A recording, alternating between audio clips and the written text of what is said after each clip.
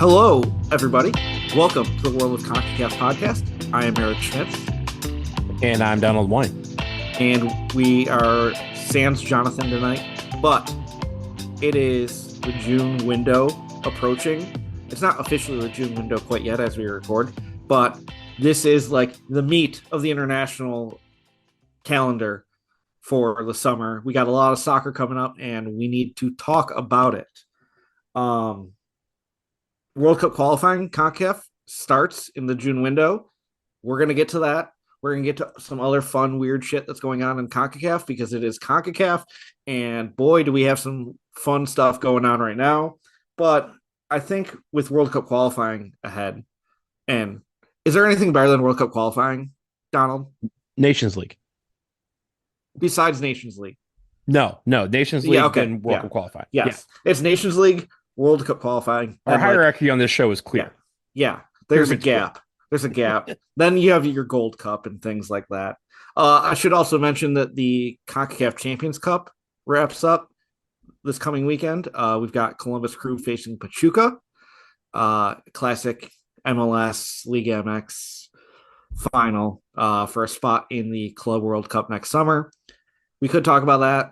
I don't really want to because it's an international window coming up, and this is what we love. We'll talk about that later. But also, real quick, did you see the video?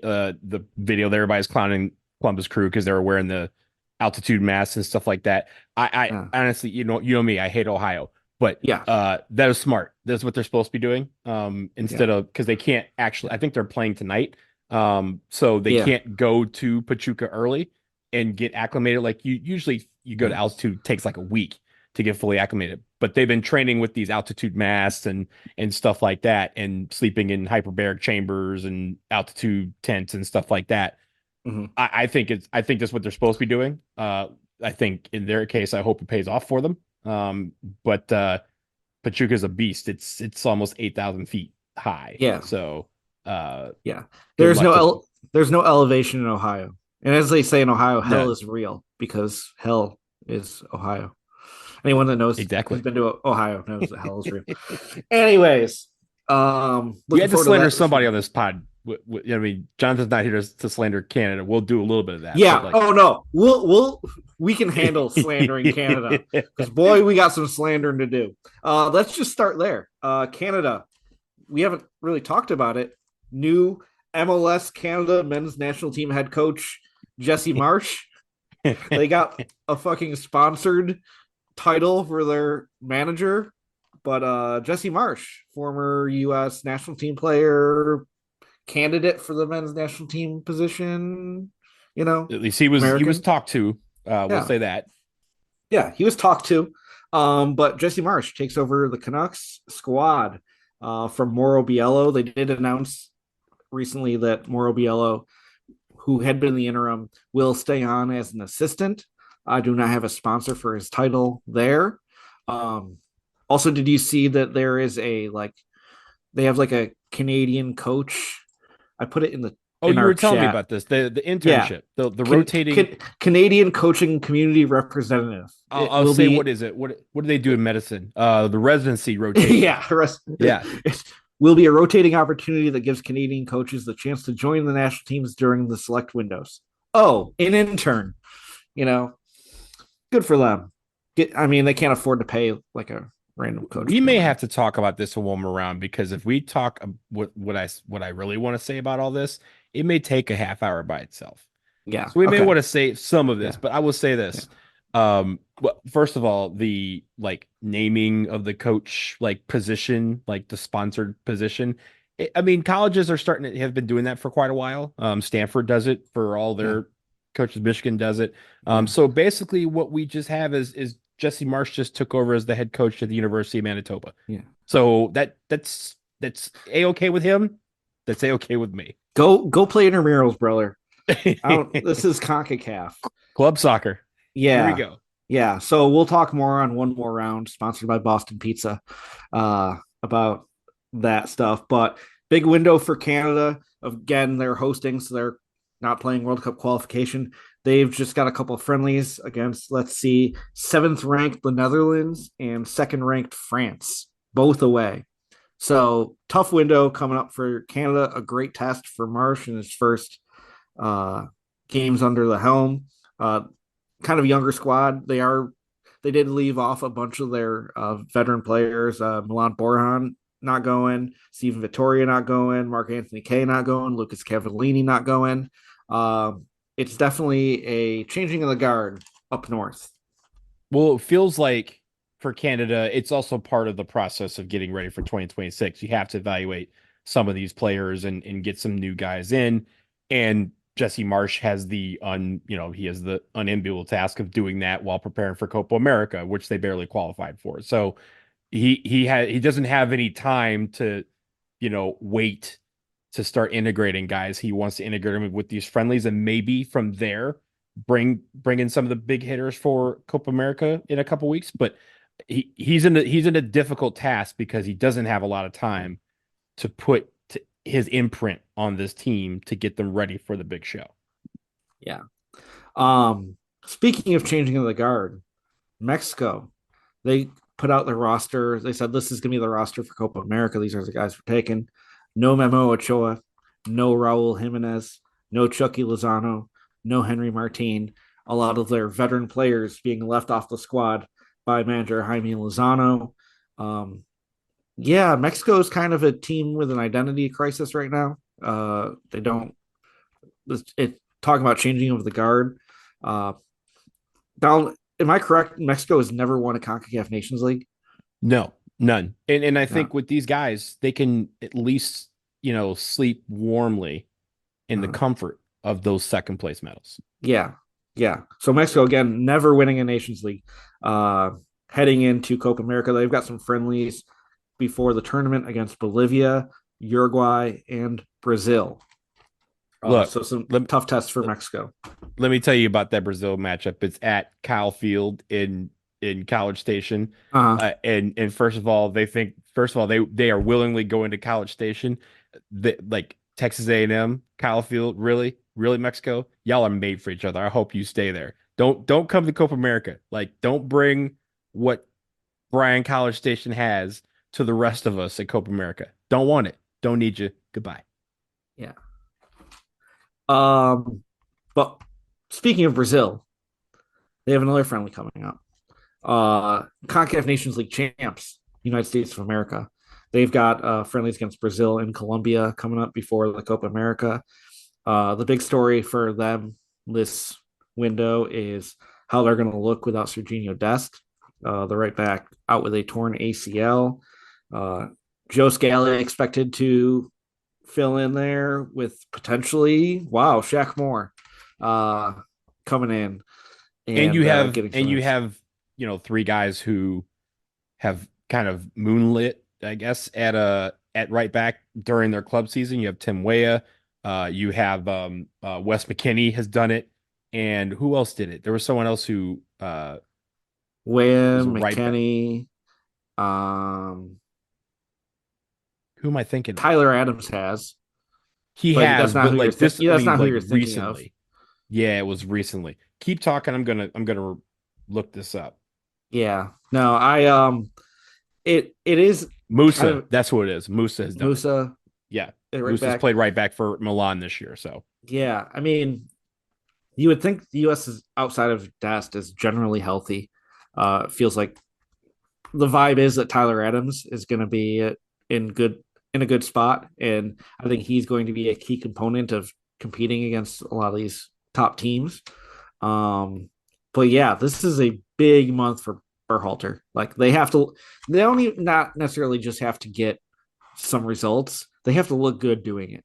Because if they look like shit, people are going to be on him about it because this is like the tough test before 2026. This is what they're building up towards to like start the ramp up for the tournament. And if they fail this summer, it's gonna be tough.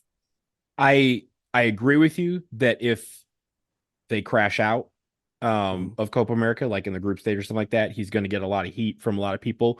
But I also think that he's going to get a lot of heat if they don't win. And even if he does somehow pull off winning Copa America, people are still going to think that they're not ready with Greg Berhalter the helm. That's just the state of the situation that we're in here. I think the coach that has the most pressure is Mexico, because Mexico, if they don't win, because they're still in this position where they think they can win everything, right? We don't think like US fans think we're going to lose every game and expect us to win them at the same time. We're playing Colombia and Brazil. We're going to be playing Uruguay. We could play Colombia and Brazil again in the knockout stage. And oh yeah, if we make it to the final, Argentina could await us.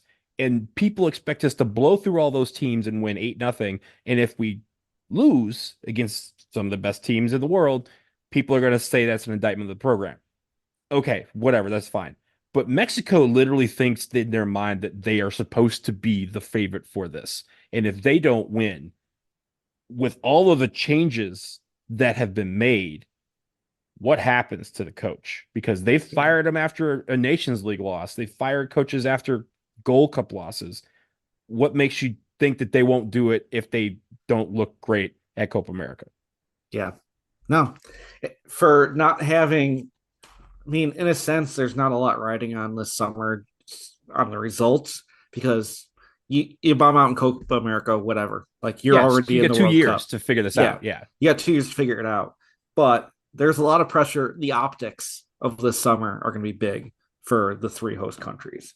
So they need to look good, whether they're good or not.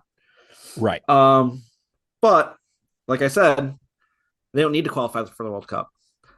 Everybody else, this is the start. Obviously, we had the start of World Cup qualifying in Concacaf back in March, where we had Anguilla and the British Virgin Islands advancing out of the first round. Now we enter the second round. The second round of World Cup qualifying will be both June windows in 2024 and 2025. 4 games in each group. You play 4 games, and then the top 2 are going to advance to the third round. So we've got 6 groups. We're going to go through the schedule and kind of talk about the games we're looking forward to this June window. We're not going to list all of them, but there are some key matchups that I think are worth watching, and these games are all going to be fun. It's CONCACAF World Cup qualifying outside of Nations League. It does not get better than this anywhere in the world. So, Donald, let's start with Group A. Group A, we've got games coming up. What sticks out to you as the matchup to watch, or what are you excited about? I think the matchup that could determine how this round goes is Bermuda Honduras, because Honduras is clearly the class team in this group. But Bermuda's been that team that we've talked about for years, has been a team that's been just can't quite get right, but they're always right on the cusp of doing something good and getting to that next level, not necessarily the elite level, but the next level.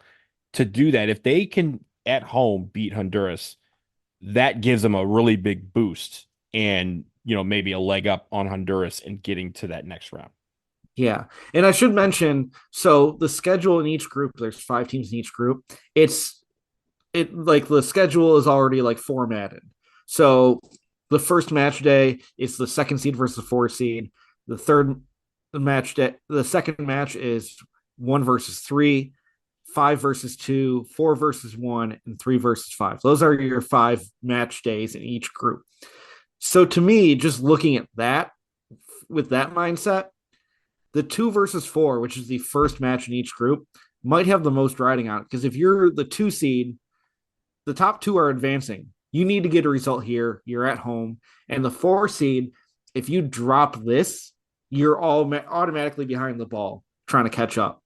You are at the bottom, but you're not, you'll have opportunities to get points later on, but you need points here.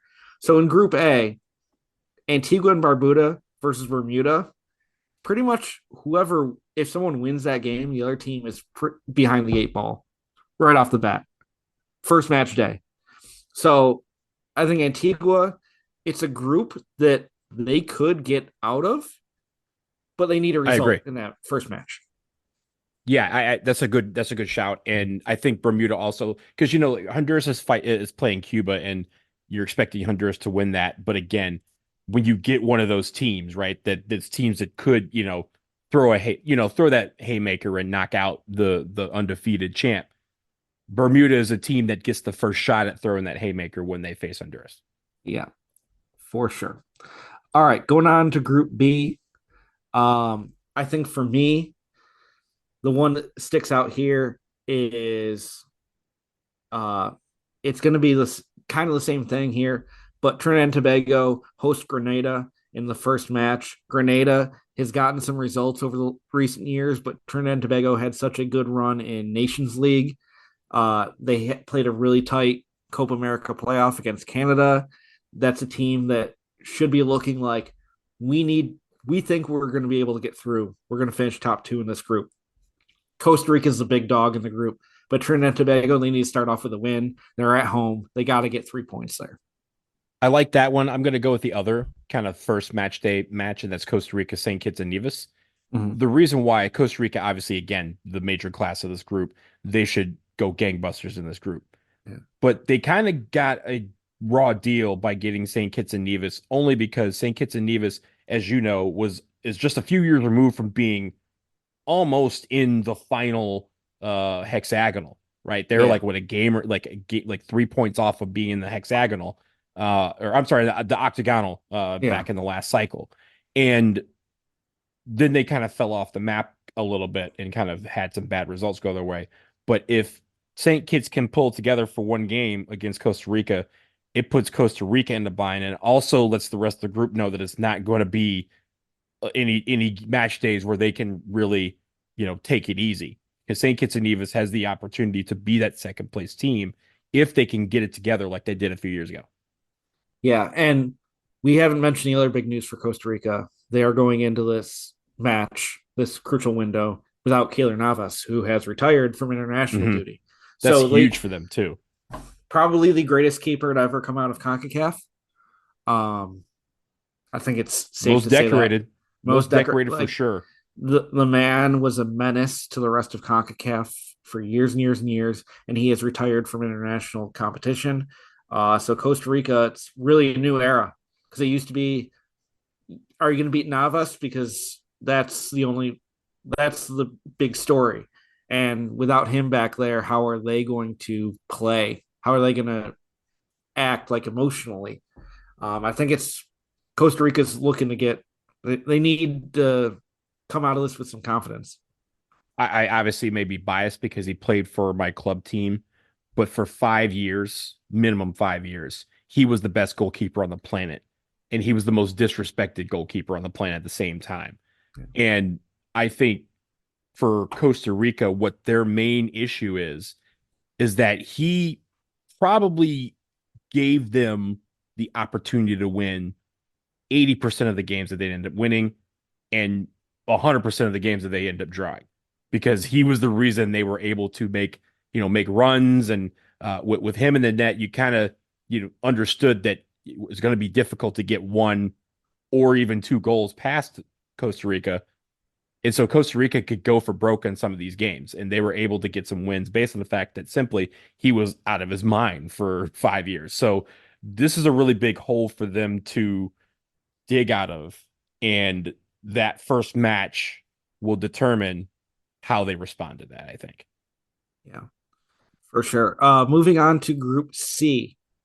Donald, what sticks out to you in this June window in Group C? This one I'm going with vibes. St. Lucia and Aruba, which is being played on site in Barbados.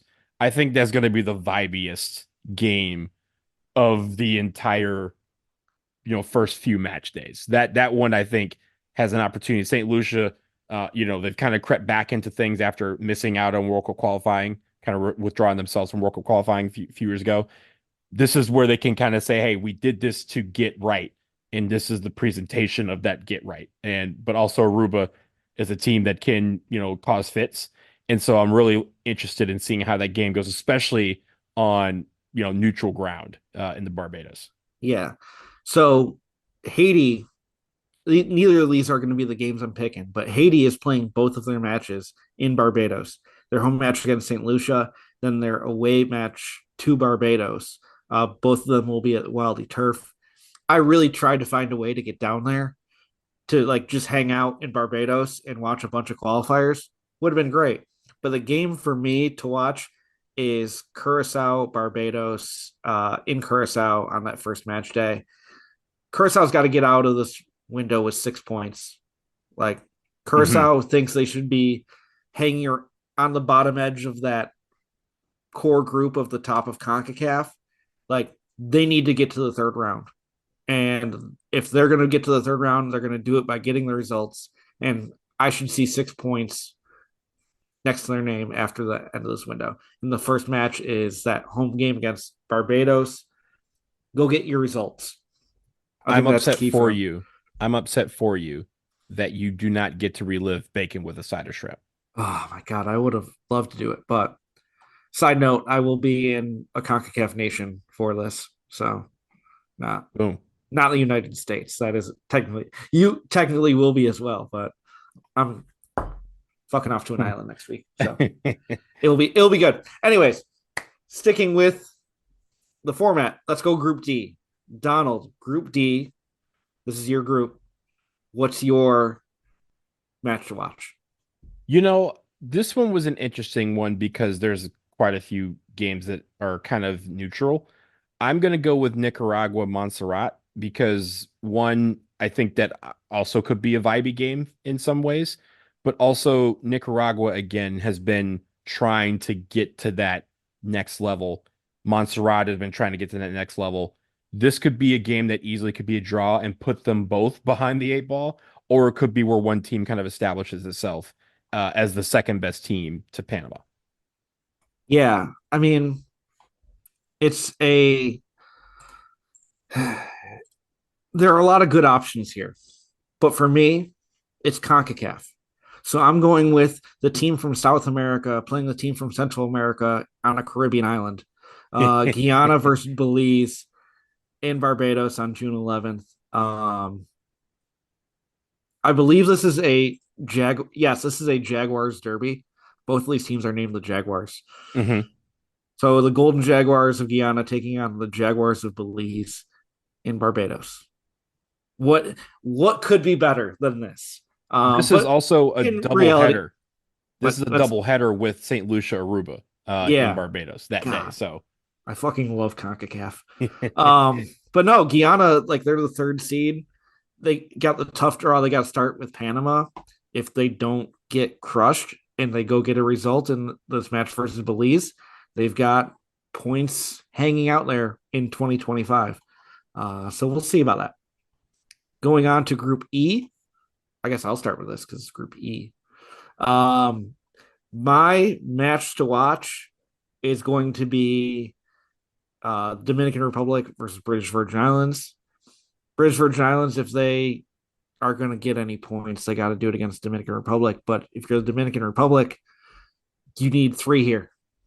Like you, you need to get the points where they're available. And Dominican Republic, on their way up, they've got a big summer. They're going to the Olympics. Massive opportunity for them. This is a couple matches going into that tournament that can really set the program up for success down the road. I went with Dominican Republic on the road at Jamaica because of the similar reasons. One, you know, Dominican Republic wants to show that they're ready for the Olympics and they're ready to take on bigger competition. And this is a really big step for them. But also, Jamaica is going to have most of their guys, right, including Leon Bailey, who was probably one of the best players in the EPL this year.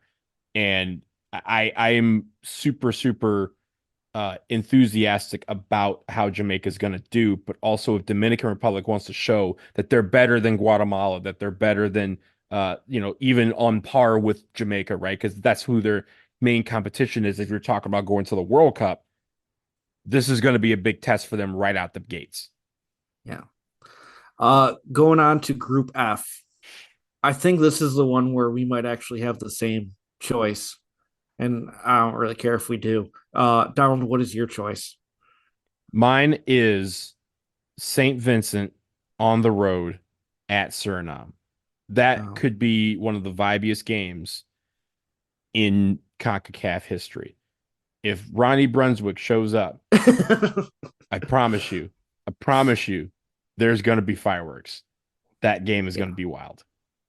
Yeah. See, we went in very different directions here. I'm kind of shocked. But noting St. Vincent and the Grenadines playing both their qualifiers, their away match and their home match in Suriname. So St. Vincent will be hosting El Salvador in Paramaribo. So poor El Salvador, they don't even get to go to St. Vincent. I know. Like, what are you doing? Can Advantage you imagine? NC Heat? Question Can mark? you imagine getting drawn against St. Vincent and the Grenadines in World Cup qualifying and then not getting to go to St. Vincent? We would have just did what we did in Grenada. We would have gone anyway. They gone anyway. But my match here, it's our boys, Anguilla hosting Suriname in the Valley. Anguilla, we just want to see a goal. You're at home. Suriname is going to be coming. They're going to be traveling in. They've only got 2 days off between games. Getting Anguilla, not the easiest. From Suriname, I don't even know how they're going to get there. But Anguilla, like, getting a goal is a win, you know? So pulling for the Dolphins there. But yeah, talk about a vibey group. El Salvador, Suriname, Puerto Rico, St. Vincent, Anguilla. Like, Group F is fire. F is for fire.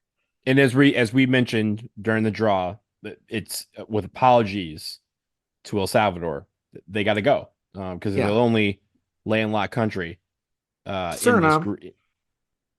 I'm sorry, sir. You're right. But El Salvador is the only Central American country in this group. I want to say, right? So they gotta go.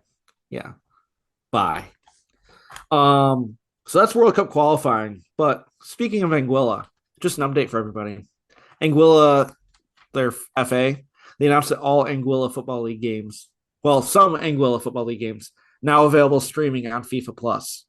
So if you want to see some hot CONCACAF domestic action, Anguilla's men's league, their matches are on FIFA Plus, which you can download.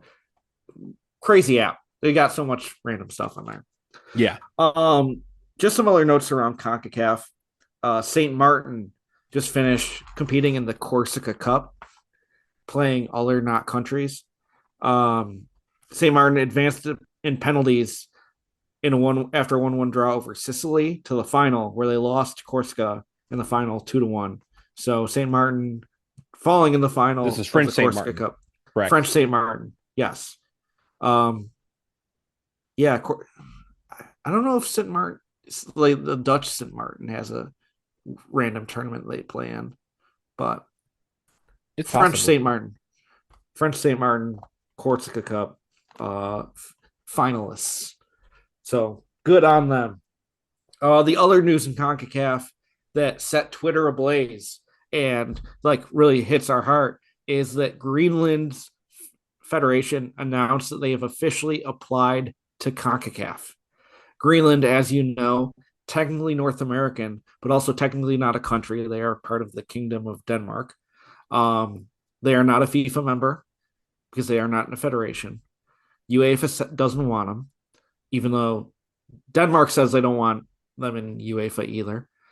Donald, what was your reaction seeing that Greenland's like, yo, we want in?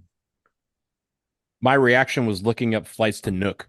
You have to go through Iceland to get there on Air Greenland. I know someone who flew Air Greenland, and that was during the pandemic. Wouldn't recommend it during a pandemic, but she recommended going to Greenland. So the funniest thing about this, and you know, we can talk for days about this. I think the funny thing about it is how everyone reacted. My first reaction, other than searching for flights, was talking about how in Nations League, the fact that Anguilla could go and have to play away at Greenland and how they would react to that, because that would be fantastic. I mean, like theoretically, and the way Nations League is structured now, like you're not necessarily hosting games, but like if you're Greenland and you got to go play British Virgin Islands and it's 90 degrees Fahrenheit outside, like how are they going to handle that? Like, I don't know if they are ready for CONCACAF. Not only on like the vibes level, which is like the main thing, but just on the conditions level. Like, you can play in a frozen tundra on turf, but can you play when like your feet are melting to the turf? I don't know. Can they do it on this on a muggy night in Anguilla? Yeah. Good luck going to fucking Suriname and trying to get a result there. Or I mean, just imagine them having to fly to like Amsterdam to fly to St. Martin, Yeah. like, or like to fly to, again, fly to Paris and then fly to French Guiana on a Yeah. flight. Like it'll take 3 days for them to get there.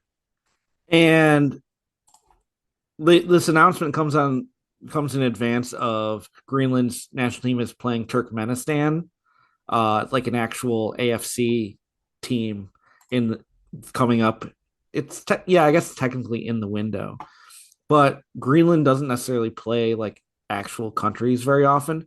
They did last year play Bermuda's U23s and lost to Bermuda's U23 squad. So I can't say that these are going to be they are going to be a Nations League C team. Mhm. But, you know, those games happen at various times of the year. And I don't know if Greenland can actually host games for 90% of the year. Like, they might be very limited as to what they could actually do. Their national domestic league only is the shortest league in the entire world. They play for 1 week because they can't guarantee that they will be able to play longer than that because of the weather. They live in a permafrost environment, so there's no grass fields. I think also when it comes to UEFA, UEFA they just changed the rule a few years ago, which is why Greenland's really not applying there. They changed the rule that basically prohibits teams who are not independent nations from joining UEFA.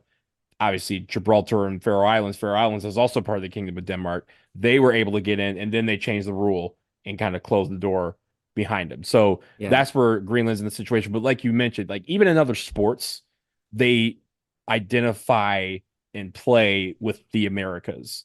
So they're, at least from a sporting standpoint, they are used to playing teams from Yeah. North America more than they are teams from Europe. Yeah, I mean geographically it is North America, but we're going Very to talk. north. We are going to try and put together like a specific Greenland episode because I think it is really worth diving into. And if you're Concacaf, like, are you really going to say no? Like, look around. Like, we take everybody, all shapes and sizes. If you But don't think that we won't go to Greenland for any match, yeah. Oh, you are sorely we mistaken. are going. Go win. But before we move off this, I got a fun little game. I know we don't have a real team or fake team, although a real team, fake team for fucking Greenland is going to be hilarious. Oh yeah, don't save those. Save Yeah, those we're because saving those. But Greenland, not the largest country. The population is about 57,000. Donald, there are 8 CONCACAF nations that are smaller than Greenland in population. Do you think you could name 4 of them? smaller than 55,000, 57,000. 57,000, smaller than 57,000. The minimum is 4, but if you get all 8, you will win the game. Okay, I'm gonna need a minute, so let me Yes. think about it. While you're thinking about it, I'm just going to reiterate that Greenland's national team's nickname is the Polar Teddy Bears. Yes, So, like, that fits one of in. the easily one of the best nicknames in the Yeah. entire world. Yeah. All right. Okay, So we so got 8. There's 8 CONCACAF nations. eight CONCACAF So nations CONCACAF that nations, they might not really be countries, but correct. CONCACAF. So I'm gonna go and I'm gonna list eight. You tell me if they are correct after I list all eight. I'm gonna do Anguilla, 1, uh, Saint Martin, 2, Saint Martin, 3, Saint Lucia, No. Turks and Caicos, 4. You get 3 strikes. Bermuda, 2 strikes. Bermuda is slightly bigger than Greenland, slightly bigger. 64,000. Montserrat, 5. Dominica. Strike 3. So Okay, so I got you got 5. 5. Okay, The other ones, Bonaire, okay. British Virgin Islands, Mm-hmm. St. Kitts and Nevis. I was gonna say Saint Kitts next. Um, BVI, I feel like I was gonna exclude because the U.S. Virgin Islands are I know are bigger than that, so I kind of Yeah. figured Yeah. they were as big. British Virgin Bonaire, I Islands. was probably gonna get to eventually, but Yeah. it wouldn't have been in my top 8. Yeah. This list I'm looking at on Wikipedia actually lumps Bonaire in with the Caribbean Netherlands, Oh yeah, yeah. with Sint Eustatius and Saba. But British Virgin Islands only 31,000. So the only other 2 random country dependencies that are listed in here and not CONCACAF are St. Bart's and St. Pierre and Miquelon, which St. are Pierre and Miquelon is one that people have wanted to join for quite a while, and hope they do it. St. Bart's, I think, is what are they French? yes, both of those are But French. yeah, I don't. I feel like they like St. Bart's is well behind. At least St. Pierre Miquelon has soccer there. Yeah, they've got a team. I know they've got a Yeah, team. But both of those countries, quote unquote, I'm doing finger quotes here, laser. Um, both of them are bigger than Montserrat.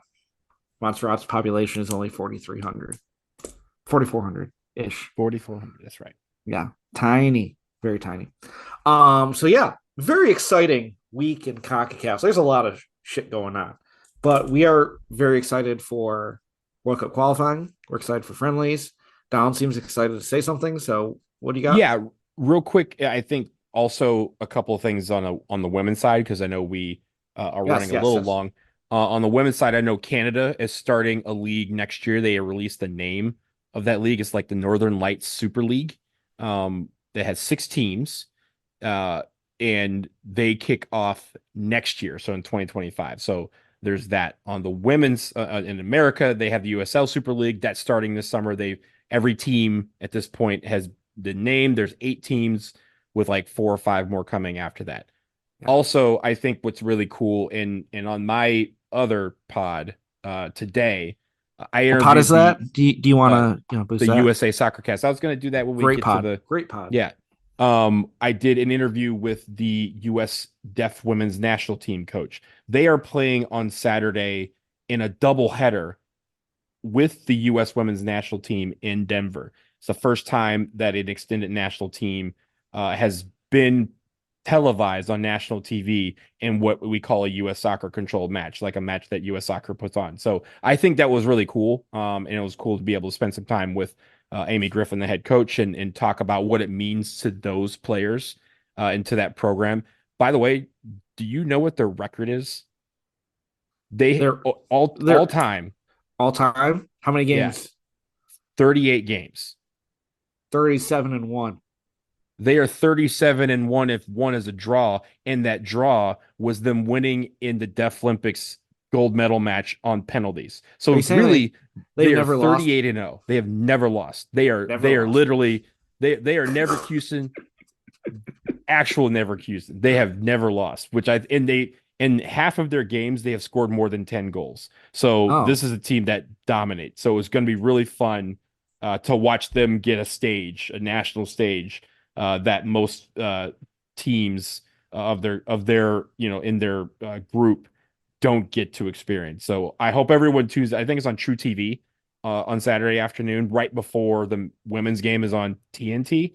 So really hope everyone checks that out and shows us some love because I think that group definitely deserves to be able to take that stage and have everybody cheer them on the same way that we do our senior national teams. Yeah, absolutely. What is your podcast again? The USA Soccer Cast. It's available just like this one, wherever you get your podcasts. Yeah. I declined to mention at any point in this podcast that we have a Patreon.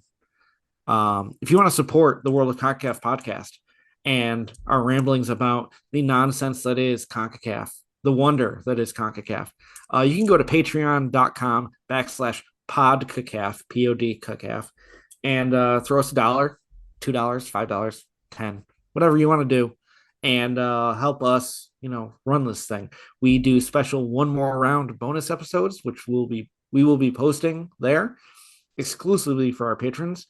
And there's other bonus content. Sometimes I post pictures on our trips. Sometimes I talk about my trips on the Patreon one more rounds. And I think that's what we're going to be talking about on this one more round. Yeah. So make sure you tune in, support. Donald, where can people find you on the Twitter? At BlazingDW on Twitter. And you can also find me writing at starsandstripessc.com. Yep. And you follow us at PodCacaf, PODCacaf on all the socials. And yeah, we'll wrap it up there. More to come, more fun. It's World Cup qualifying. It's not Nations League. The World Cup qualifying rocks. So summer of soccer's here. Let's go. Yes. It's always summer soccer. There's never a summer without soccer. Except that one. We'll forget about that one. That little guy, don't worry about that little guy. Way off. All right. Bye.